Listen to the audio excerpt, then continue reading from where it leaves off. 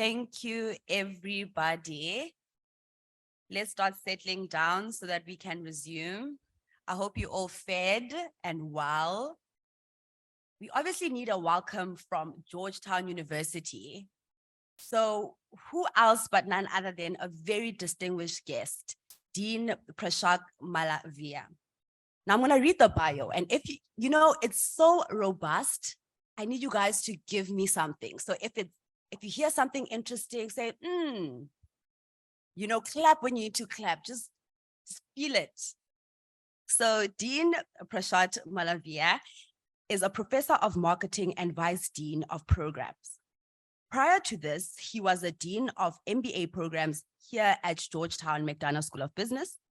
He came to Georgetown in 2008 after 9 years at INSEAD in France.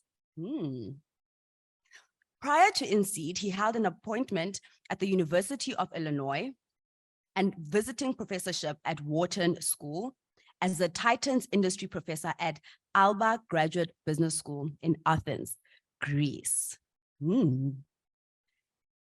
And at Kellogg School of Management, Professor Malaviya is a consumer psychologist by training and received his Ph.D. from Kellogg School of Management in Northwestern University. His research focuses on understanding how consumers use information to make product judgments and consumption decisions.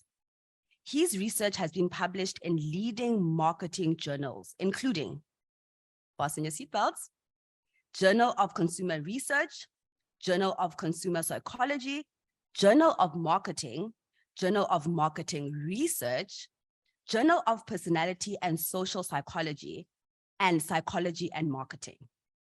He has taught courses to executives, MBAs, and undergrad students on marketing management, marketing strategy, brand management, consumer focus, consumer behavior, and related topics.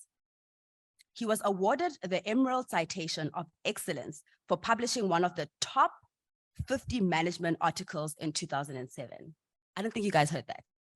He was awarded one of the top 50 management articles in 2007. And he was a finalist for the Best MBA Core Teacher Award at INSEAD and was named Outstanding Reviewer by the Journal of Consumer Research. He currently serves on the editorial review board on the Journal of Consumer Psychology. Prior to that, he worked in India as an engineer at Tata Motors and a marketing analyst at Nestlé. Wow. Let's give him a round of applause as he comes.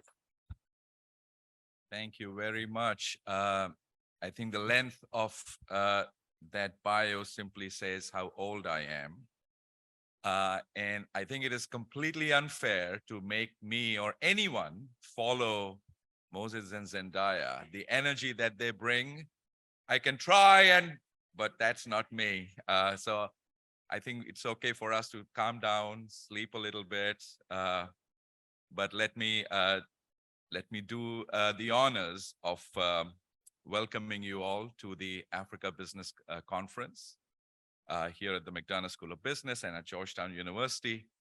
I want to thank again the students, because it's important to recognize this is an entirely student-led conference.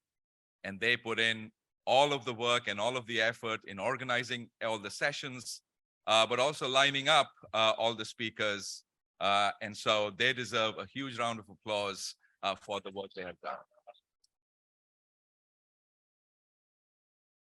I was going to give an introduction about myself, but that has already been given. Suffice it to say that I am originally born and raised in India, and I came to the US in 1988 to do my PhD in marketing at the Kellogg School, and have been in the US and for a reasonably long stint in France. So let me just sort of say, we are here to think about the future of Africa. And I'm sure many of you are well aware, I wasn't till I read some of the briefings that were shared with me, that the projections are that by 2050, 1 in 4 people will be African. Projections are that by 2035, 1.6 billion working age people will be in Africa. Projections are that the African continent is going to be the fastest growing in terms of GDP in the coming years, and on and on and on. So the future is Africa. And what I want to say is, today you're going to hear about the creative sparks in Africa, about the impact of business and trade policy on business and life in Africa, about technology and its evolution, energy, and entrepreneurship. And the goal, I guess, is to look out for opportunities that you would harness and bring into life so that we reach the goal of prosperity in the continent. Now, to do that, you need to be inspired, and I think our student leaders have done a terrific job of that, but I'm sure you will be even more inspired by many of the speakers and experts who you're going to hear from. So keep an eye and an ear open to get that spark of inspiration. Hopefully that inspiration is going to lead you to generate some ideas, some innovations that you can play around with, that you can test out. And I think you're going to hear about half a dozen of those ideas at the case competition. And hopefully that'll spur some action in the future, but also spur new ideas and new innovations. But more importantly, more relationship between you and the presenters so that we can all move forward together. The important thing that I want to emphasize here is that, we should think about why the location of this conference at Georgetown University is quite apt. So Georgetown has a long global heritage. Some might argue that Georgetown and the Jesuits are almost a 550-year-old global business operating all over the world. The problems that the world faces today are complex, but they are also global. And the solutions for those complex problems are also global. And so being in a place, in a university, in an institution that is all about global knowledge and global skills and global capabilities is quite appropriate. In addition, at the McDonough School, at least, we believe that business must be a source for good for society. However, we are also humble enough to recognize that business cannot be the solution by itself. Business needs to work at the intersection of business and policy, business and regulation, business and law, business and diplomacy, business and government affairs. And it's only when we do this together that we solve the most complex problems in the world. So what better than to have the students of the School of Foreign Services and the McDonough School of Business join together in this important endeavor. So I'm really gracious and thankful for them for doing that. But in one other point is important to note.